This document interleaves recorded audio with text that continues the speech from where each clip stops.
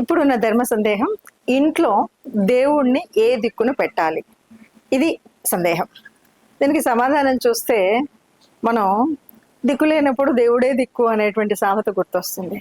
ఎవరమైనా సరే దేవుడు ఎక్కడున్నాడా అని కాదు, సర్వాంతర్యామి కదా.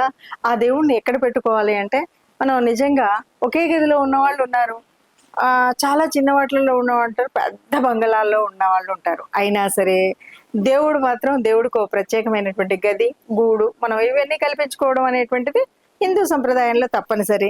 మరి దేవత ఆరాధన, ఒక శక్తి, ఆ శక్తిని నమ్మినటువంటి వాళ్ళం కాబట్టి దేవుడు ఏ దిక్కున ఉండాలి అంటే మనకు తెలుసు. ముఖ్యమైనటువంటి దిక్కులు ఏమిటి అంటే ఈశాన్యం వైపు, అలాగే తూర్పులో ఇంద్రస్థానం అంటాం. ఆ ఇంద్రస్థానంలో దేవుణ్ణి మనం పెట్టుకొని, లేదా ఈశాన్యం వైపు దేవుడి, ఈశానుడు అంటే ఈశ్వరుడు ఉండేటువంటి స్థలం అనేటువంటి భావనతో మనం ఈ దేవతా విగ్రహాలని కానీ, దేవుడి మందిరం కానీ, దేవుడి కోసం చేయించుకున్న చిన్న ఒక సెల్ఫ్ లాంటిది కానీ ఏదైనా సరే మనం ఏం చేస్తాం, తూర్పు దిక్కు పెట్టుకొని మనం పూజ చేస్తాం.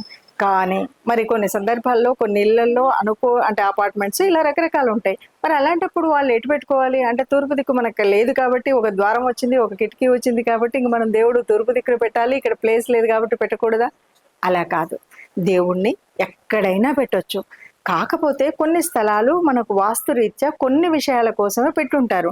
అక్కడ మనకు ఆ ఆధ్యాత్మిక శక్తిని మనం పెంపొందించుకోవడానికి కావలసినటువంటివి. ఎందుకంటే తూర్పు వైపు తిరిగి మనం పెట్టుకునేటప్పుడు ఆ పాజిటివ్ ఎనర్జీ చాలా ఎక్కువగా ఉంటుంది, అందువల్ల తూర్పువే అంటాం. అంతే తప్ప మనకి ఎట్టి పరిస్థితుల్లో వీలే కాదు, నాకు ఈ దక్షిణం తప్ప ఇంకేమీ లేదు అన్నప్పుడు దక్షిణం వైపు కూడా మనం పెట్టుకుంటాం. దేవుడు ఏ వైపు ఉన్నా కూడా ఈ అందరి మీద దయా కురిపించేటువంటి వాడే దేవుడు. దేవుడు ఎప్పుడు కూడా శిక్షలు వేయడు, దేవుడు ఎప్పుడు కూడా రక్షణ చేస్తాడు.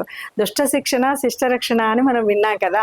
ఆ శిష్ట రక్షణ కోసం మనం ఏం చేయాలి అంటే శిష్యులుగా ఉండాలి. అంటే సత్యం, ధర్మం ఇలాంటివి అయితే ఏవైతే ఉన్నాయో అవన్నీ కూడా ఫాలో అవుతూ మనం ఏం చేస్తాము, మనం నిత్య పూజ చేసుకుంటాం కాబట్టి ఆ దేవుణ్ణి మనకు ఉన్నటువంటి ప్రదేశంలో ఎక్కడ వీలైతే అక్కడ దేవుణ్ణి పెట్టుకోవచ్చు. కాకపోతే కొన్ని స్థలాలు ప్రత్యేకించి మనం వాష్రూమ్స్ కోసమని, ఆగ్నేయము మనం వంట గది కోసమో, లేకపోతే నీకు ఒకటే రూమ్ ఉంది, ఆ రూమ్లోనే దేవుణ్ణి పెట్టుకోవాలి, ఆ రూమ్లోనే వంట చేసుకోవాలి, ఆ రూమ్లోనే పడుకోవాలి అన్నప్పుడు ఉన్న స్థలాన్ని మనం అలా అలా పంచుకుంటాం.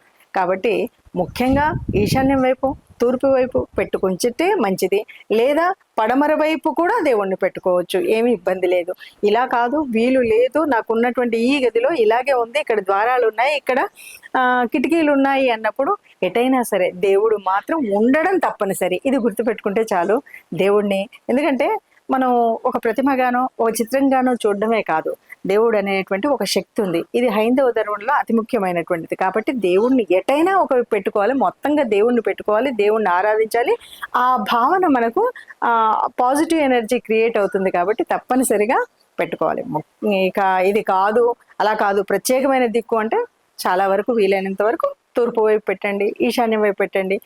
ఇంకా మూడవ స్థానంగా పడమర వైపు కూడా పెట్టుకోవచ్చు.